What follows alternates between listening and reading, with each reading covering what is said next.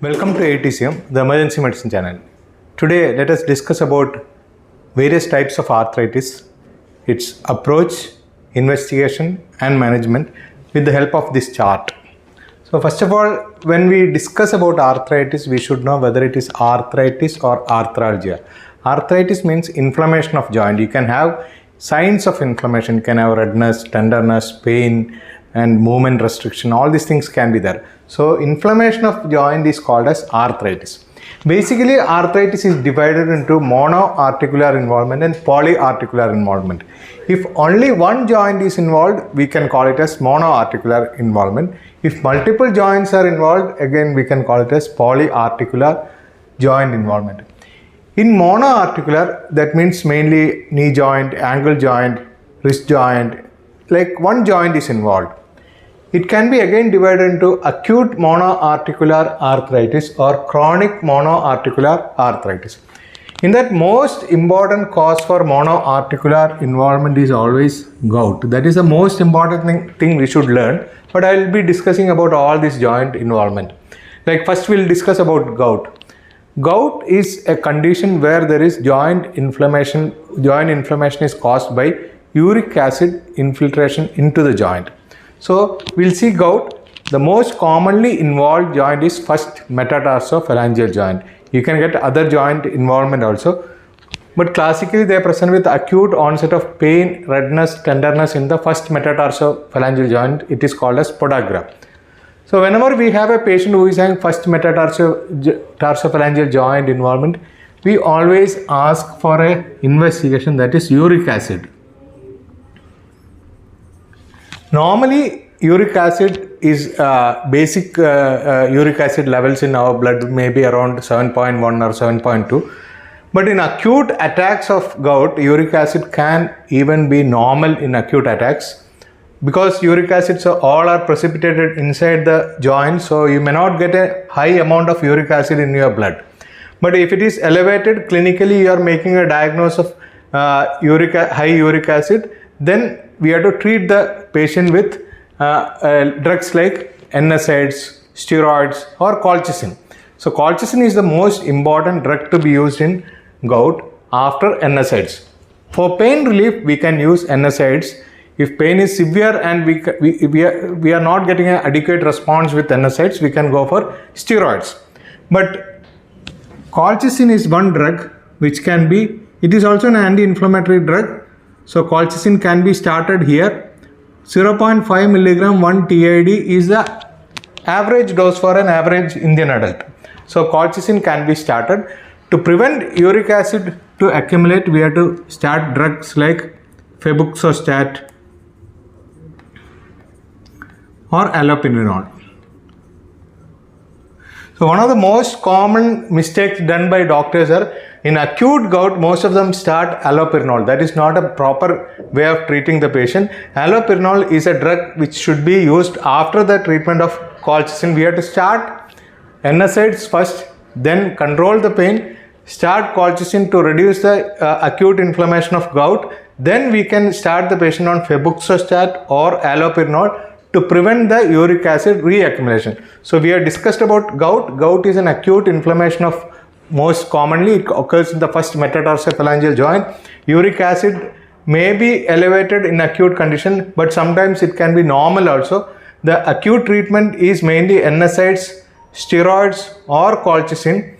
To prevent the repeated attacks, we have to start the patient on febuxostat or allopurinol. So that is a treatment of gout. So one of the most common monoarticular inflammation. But if the gout is not treated properly in initial phases, it can even become chronic. So gout can become chronic also after sometimes, but mostly it is single joint. Rarely it can involve multiple joints. Then other conditions like trauma, we should ask the history of trauma in any patient who is having monoarticular joint involvement. Second one is septic arthritis. Septic arthritis, mostly patient will be highly symptomatic. Toxic findings can be there. Patient can have high degree fever, swelling, tenderness in the joint, redness can be there. So mostly this patient require antibiotic as a treatment. We can aspirate the joint, we can see the cells in the joint will be very high, maybe more than 50,000. So in that type of patients, we can start the treatment with a gram positive coverage. So that will not be discussing, we have already discussed about septic arthritis in previous classes. So septic arthritis, antibiotics are the treatment of choice. Next is rheumatoid arthritis. Very rarely rheumatoid arthritis can present as acute monoarticular involvement, but classical presentation is here. We will discuss this part and will not be discussed in detail about rheumatoid arthritis here. But when we are talking about monoarticular acute joint inflammation, the most common condition is gout, then septic arthritis, then trauma. Trauma can occur to any patient. Septic arthritis is commonly occurring in patients who is having immunocompromisation like diabetes, HIV and all. Gout can mainly seen in patients who is taking alcohol or beverages drinks, or patient take lot of protein diet. All these things patient can present. Mostly it's a genetical disorder. Many of the family members also can have similar problem. So we have discussed about acute monoarticular arthritis. Most of the time they are not deforming. They may not produce any deformity in the patient. If they are treated properly, it will not produce deformity. Now we'll go to chronic arthritis. The most common chronic arthritis is osteoarthritis. You know that osteoarthritis is a age-related deforming arthritis mainly occurring in the knee joints. If you examine the patient's knee joint who is having a pain, swelling, but they may not have any symptoms of inflammation. So this is not an inflammatory arthritis, this is only a degenerating arthritis. But the problem is any of the arthritis here can produce osteoarthritis. This is called a secondary osteoarthritis. So if you are taking osteoarthritis, there are two types: primary osteoarthritis, secondary osteoarthritis. Primary osteoarthritis is the age-related degenerating arthritis. It mainly occurring in the knee joints. When you examine the knee joints, you can get crepitus. Remember, it is crepitus, it is not crepitation. When you are moving the joint and palpating the joint like this, when you are moving the joint, you can get crepitus on your hand. So that will be the classical finding. You can have some effusion, but there is no sign of inflammation. That is very, very important. If signs of inflammation is there, it is something else. It is not osteoarthritis. But rarely in secondary infections can come in the osteoarthritis. That is also possible. So osteoarthritis again divided into primary, secondary. Osteoarthritis mainly occurring in the knee joint. Primary is a age-related problem. There is no much treatment for that. Secondary is due to any of this joint disease like gouty arthritis can produce secondary osteoarthritis. Septic arthritis can produce secondary osteoarthritis. Trauma can produce secondary osteoarthritis. Like that, rheumatoid arthritis, anything can produce secondary osteoarthritis. Now, what is the treatment for osteoarthritis? It is physiotherapy. Main treatment is physiotherapy. Physiotherapy is advised to strengthen the muscles surrounding the joint. So physiotherapy is the main treatment. Then NSAIDs can be tried, but since most of the patients are aged, we try to avoid NSAIDs. Instead of this NSAID, we go for diacerin. Diacerin is a slow acting anti-inflammatory drug. So diacerin can be given as once daily tablet. Only problem, it can produce some dysuria. So diacerin can be continued. Diacerin is a drug which can reduce the inflammation in the joint, but it will not be producing any alteration in the disease activity like rheumatoid arthritis or psoriatic arthritis. It will not produce any reduction in the disease activity. It only produces reduction in the inflammation in the osteoarthritis. So osteoarthritis is an age-related problem that is called as primary. Secondary osteoarthritis can be produced by various other joint disorders. The main treatment is physiotherapy to strengthen the muscles surrounding the joint. NSAIDs can be tried in a severe painful condition. Diacerin is the drug of choice in chronic inflammation seen in osteoarthritis. So we have discussed about osteoarthritis also. And ultimately the treatment of choice, surgical treatment of choice will be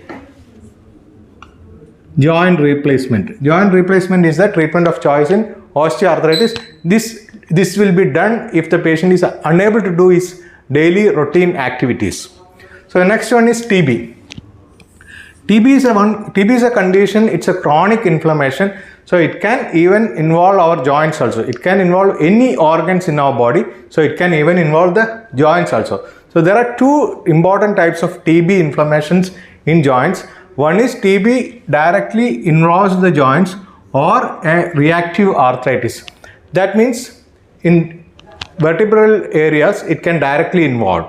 Some other joints also it can directly involve. So it will become a septic arthritis. But if the patient is having TB somewhere else, like TB in the mediastin and TB in the lungs, that type of patients can also have TB induced inflammatory arthritis. This is called as Ponset disease. So TB can involve joints in two separate entities. Two separate entities. One is direct involvement. This is mainly seen in the thoracic spine. Other one is indirect involvement of joint as an inflammatory condition or immune mediated condition. This is called as Ponset disease. Whatever it is, the treatment is anti-tubercular therapy.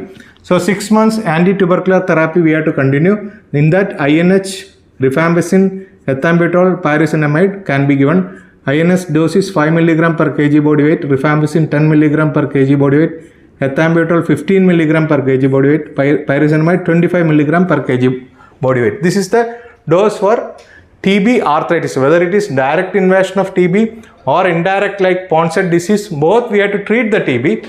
So ATT can be started. Next is psoriatic arthritis. Psoriasis is a disease mainly involves the skin and our nail, but rarely it can produce psoriatic arthritis. Psoriatic arthritis is one condition which can present as all types of arthritis. Can present as acute monoarticular arthritis, chronic monoarticular arthritis, deforming arthritis, asymmetrical arthritis. All type of presentations are seen in psoriatic arthritis. So we will not be going to psoriatic arthritis here. We will discuss about psoriatic arthritis here. So psoriatic arthritis can also present as chronic monoarticular arthritis. Rarely rheumatoid arthritis also can present as chronic monoarticular arthritis. So here in this area we have to focus two important diseases which is very common in our clinical practice. One is gout, another one is osteoarthritis. So these two arthritis you should know in detail. Gout we have discussed in detail. Osteoarthritis also we have discussed. So now we go to the opposite side. Polyarticular arthritis. When we are discussing about polyarticular arthritis, that means multiple joints are involved. We should remember one type of polyarticular arthritis can be deforming arthritis. Another type will be non-deforming arthritis. Deforming arthritis means after the initial inflammation, patient's joint develops some abnormalities like normal structure will be destructed completely and patient will develop deforming arthritis. So when we are talking about deforming arthritis, again that is divided into two important classification. One is symmetrical arthritis, another one is asymmetrical arthritis. In that most important symmetrical arthritis is rheumatoid arthritis. So you know that rheumatoid arthritis is a classical inflammatory arthritis of joints. It mainly involves the upper limbs. We should remember that it mainly involves the upper limb, whereas all other joints involved in the other major arthritis, major joints, but here it mainly involves our upper limb arthritis, that too mainly in the small joint. In small joint itself, it mainly involves the proximal interphalangeal joints. So rheumatoid arthritis is a symmetrical arthritis. Symmetrical means both side involvement will be symmetrical. If the patient come with bilateral hand involvement, means it can be mostly rheumatoid arthritis. Initially it may not be deforming, but after some time if you don't treat properly, the patient develop deformities. So it is symmetrical arthritis. It mainly involves the hand joints. In hand joints it mainly involves the proximal interphalangeal joints. So when we are talking about proximal interphalangeal joints, some arthritis you can get distal interphalangeal arthritis. One of the common distal interphalangeal arthritis is psoriatic arthritis. Other one is osteoarthritis. But we are discussing about rheumatoid arthritis, so we will be discussing only about rheumatoid arthritis, symmetrical arthritis. Symmetrical arthritis, hand involvement, small joint involvement, proximal interphalangeal joint involvement. These are the classical pictures seen in rheumatoid arthritis. So they are symmetrical arthritis. Bilaterally you can get symmetry. Hand involvement is predominant. Hand joints are involved. In hand it is small joints of hands are involved. In small joint it is proximal interphalangeal joints. Distal interphalangeal joint involvement is not very common in rheumatoid arthritis. Now lower limb joints are not classically involved. Spine joints also not classically involved. Okay, so these are the typical pictures, but if you see the American Rheumatology Association guidelines, there are multiple criteria are given. We are not discussing that. We are only orienting towards the clinical feature of the arthritis. So these are the typical pictures. Now how do you investigate this rheumatoid arthritis? Suppose somebody come with joint involvement, a young fellow coming with bilateral upper limb involvement, joints are swollen, is unable to move, unable to, morning stiffness is there. So how to investigate? We always ask for rheumatoid factor, anti-CCP, cyclical citrulinated peptide. So two important investigation we should remember. One is rheumatoid factor, second one is anti-cyclical citrulinated peptide. When we are talking about these antibodies, actually they are antibody tests. We should never ask this investigation unless until you have a strong clinical suspicion. If you ask this investigation in a normal person, sometimes it can be positive. Or somebody is having like other joint, like so somebody is having psoriatic arthritis. If you unknowingly ask this investigation, sometimes it can be falsely positive. So never ask this type of investigation in a patient who is not having typical clinical feature of rheumatoid arthritis. That is very, very important. So you have a patient who is having symmetrical hand joint, small joint involvement, predominantly proximal interphalangeal joint involvement. You can ask for rheumatoid factor, that's an antibody, anti-cyclical citrulinated peptide antibody. In that, most specific is anti-cyclical citrulinated peptide antibody. This can be falsely positive in many conditions, but this is most specific for rheumatoid arthritis, and it can be, the levels can be elevated in disease activity also. So these are the investigation you will ask. So how to treat rheumatoid arthritis? Again, for pain, NSAIDs or steroids can be started. Why steroids? You may be thinking, why to start steroids? Because any drug which can be given for rheumatoid arthritis like Methotrexate or any other drug, that all drugs like they may take some time to act. It may take another 2 to 3 weeks to act its peak action. So before that, you need to give a bridge therapy. That is steroids. So steroids can be given. We can, for example, we can use prednisolone, 1 milligram per kg body weight we can start. For example, a patient who is having 70 kg, you start around 40 to 60 milligrams, so that it can cover acute inflammation. So steroids should be started. NSAIDs can be given for pain, or you can give even paracetamol. So paracetamol, NSAIDs or steroids.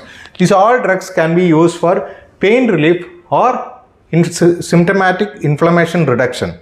But after steroids, we cannot continue steroid for a long time because it has got its own side effects. So we will not be continuing steroids for a long time. The normal drug which is used by many clinicians are Methotrexate. So I will not be discussing all drugs here. So all drugs discussing in this this short time is very, very difficult. So I will be discussing one of the most important drug which can be used for rheumatoid arthritis is Methotrexate. You can start around 25 milligram per week. Actually, we have to start higher dose and taper down. But some physicians start with a lower dose like 7.5 milligram and taper up. That is not a good strategy. You have to hit hard. You hit hard with steroids, then high dose of Methotrexate. Whenever you start Methotrexate, it has to be given once in a week, and we have to always start folic acid along with the Methotrexate. Because it's an anti-folate drug, it can produce bone marrow suppression. Whenever we are starting Methotrexate high dose, we have to advise the patient anytime they can develop acute bone marrow suppression. So if there is a neutropenia, sore throat, like inflammation in the throat, they should immediately report back to the doctor. So we have discussed about rheumatoid arthritis. It's a deforming polyarthritis. Symptoms are mainly symmetrical arthritis. Hand joints are predominantly involved. Small joints in hand are predominantly involvement. In that, proximal interphalangeal joints are involved more. You can ask investigation like rheumatoid factor. There is not very specific. It can produce false negative test also. False positive or false negative test. False negative test rheumatoid arthritis is seronegative arthritis.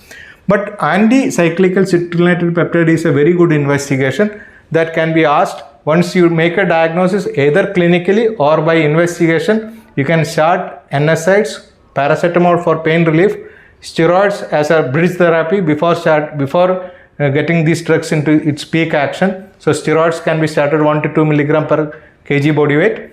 Then switch the patient to methotrexate. There are multiple drugs including biological. We will not be discussing all this here. So most important drug, most common drug is methotrexate. Methotrexate start with higher dose and taper down. The minimal dose required for most of the patients will be 7.5 milligram per week with folic acid. That is very important. You should never miss folic acid when we are treating the patient with methotrexate. So that part we completed.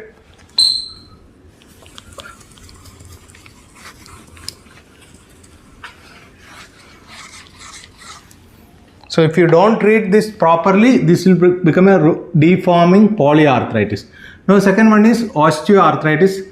We have discussed about osteoarthritis here in detail because osteoarthritis is one condition which produces chronic monoarticular joint, but rarely osteoarthritis can present with polyarticular involvement. I already told it mainly involves the distal interphalangeal joints and some lower limb joint involvement. But it is not like rheumatoid arthritis. It is not a symmetrical arthritis. It will not involve the proximal interphalangeal joint. It mainly involves the distal interphalangeal joints and some of the lower limb joints like knee or ankle joint. Now psoriatic arthritis, I already told, it is a skin condition. Psoriasis is a skin condition or nail condition. In that psoriasis, some of the patients can develop arthritis. It can be either monoarticular or polyarticular. It can be non-deforming, it can be deforming. So it can present like any other arthritis. But it more resembles like ankylosing spondylitis. So we will not be discussing that. Psoriatic arthritis, if it is deforming polyarthritis, it resembles like a ankylosing spondylitis. So rheumatoid arthritis is a classical symmetrical deforming polyarthritis. Osteoarthritis can present as any of a joint disorder, but it's a non-inflammatory arthritis, but rarely it can produce deforming arthritis.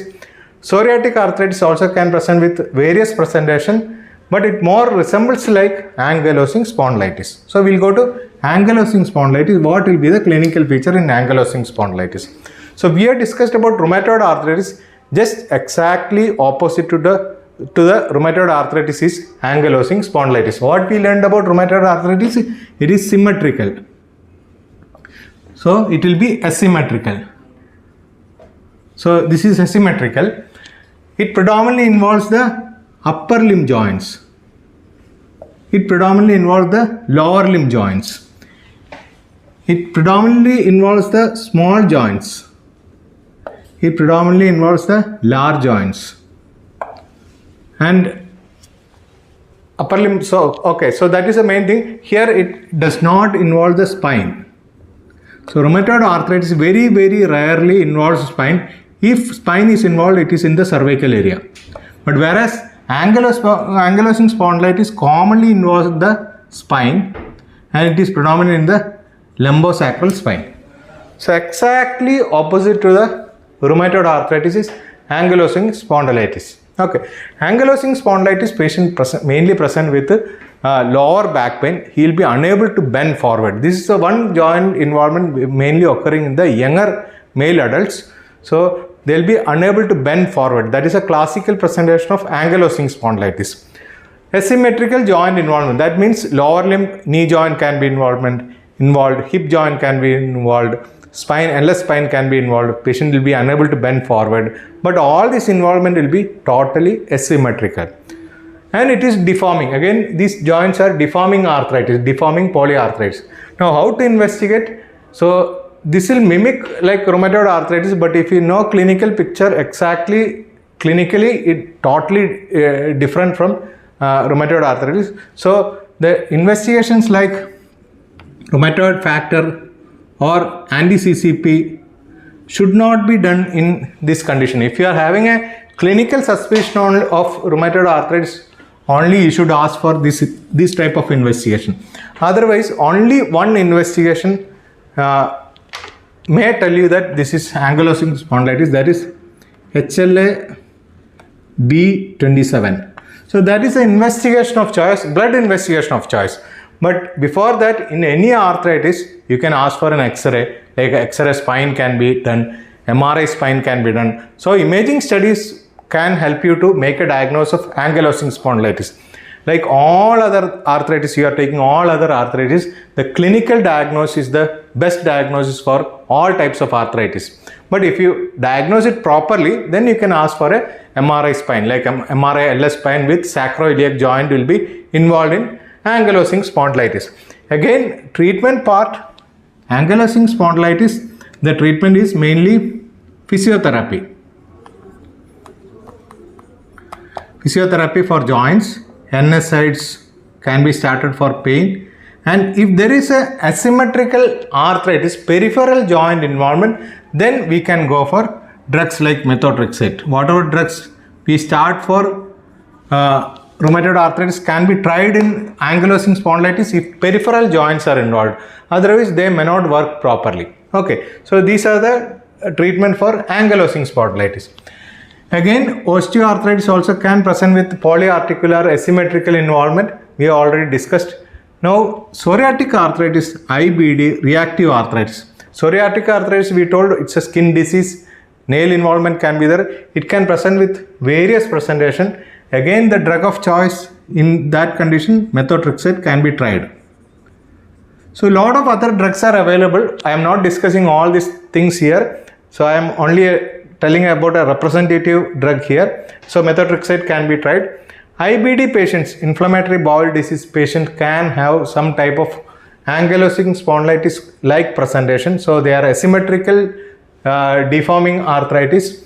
Now, reactive arthritis is one condition where patient can have inflammation somewhere else, infection somewhere else. Like a patient can have urinary tract infection, conjunctivitis, deforming arthritis is called as Reiter's syndrome. So many things can happen when there is an inflammation somewhere else, like we have discussed about TB. In TB, Ponsett disease, we discussed that's an inflammatory type of arthritis or reactive arthritis. Again, all these conditions, methotrexate can be tried for peripheral joint involvement. Now, we go to the next side, that is non-deforming migratory arthritis. Non-deforming migratory arthritis, if it's a young child, we have to always think about rheumatic fever. We know that rheumatic fever is mainly produced by streptococcal infection in the throat. Again, it can involve the heart and it can also involve the joints. In adults, it mainly involves the joints. In young children, it mainly involves the heart. Pancarditis can occur. You can have myocarditis, pericarditis, endocarditis, all type of complications can occur. If it's a young adult, it can mainly involve your joints. They are migrating, non-deforming polyarthritis. It's a fleeting type of arthritis. Not only migrating, it's a fleeting type of arthritis. That means one day you can get it on the right knee joint. After 2-3 days, it will be on the left elbow joints. So it's a fleeting type of arthritis. One joint inflammation completely subsides, then other joint will be involved. So again, the treatment is antibiotic. You can give with penicillin, or you can give penicillin prophylaxis. So we will not be discussing about this penicillin treatment and penicillin prophylaxis here, but rheumatic fever, the treatment of choice is penicillin. ASO titer can be done, that is an investigation of choice. ASO titer can be elevated more than 200 with clinical features. We can make a diagnosis of rheumatic fever. But remember, all this investigation must be done when there is a strong clinical suspicion. Otherwise, suppose if I do this ASO titer on me, it may be positive, because if I get a recent sore throat, ASI titer can be elevated. So we should not falsely make a diagnosis only because of ASI titer is positive. If you have a strong clinical suspicion, then ASI titer is positive, then it can be treated as acute rheumatic fever. Now another non-migrating, non-deforming polyarthritis is SLE, systemic lupus erythematosus. It's mainly a skin disease, but it can also involve any of your organs. Even joints can be involved. But in SLE, joint deformity is very rare. It will not destruct the joint like rheumatoid arthritis. It can involve the joints. It can have non-migratory arthritis like a young lady coming with all joint inflammation. And SLE, you are suspecting SLE, then after treatment it can completely disappear. There will not be any joint deformity or joint destruction. Now, how to investigate if you are suspecting SLE is anti-dsDNA. There are a lot of investigation. I am only telling most relevant. Anti-DS double stranded DNA. Okay, DNA. So if it is positive and if you have strong clinical suspicion, again treatment is anti-rheumatoid drug. Like for example, we can think about mycophenolate, MMF, mycophenolate mofetil. This is one of the drugs. I am not discussing all the drugs here. MMF can be started. Once the disease activity comes down, the joint disease will come down. There will not be any deformity. Now, reactive arthritis, we have already discussed what is reactive arthritis. It is secondary to an inflammation somewhere else, not in the joint. Okay, somewhere else it can produce non-migratory, non-deforming arthritis. But here also it is there. Reactive arthritis can produce deforming polyarthritis. So, joint involvement can be there in all these groups, but depending on the clinical scenario, you have to make a diagnosis. You can use this chart for a easy reference, but whenever we are investigating without proper clinical finding, if you investigate, sometimes false positive or false negative investigation reports can be there. To avoid that, strongly you should do the clinical examination in this patient and should get strong clinical findings to make a proper diagnosis. Then only we can treat the patient properly. But I have discussed an overview of how to approach an arthritis. These are the common conditions we see in our clinical practice. Thank you.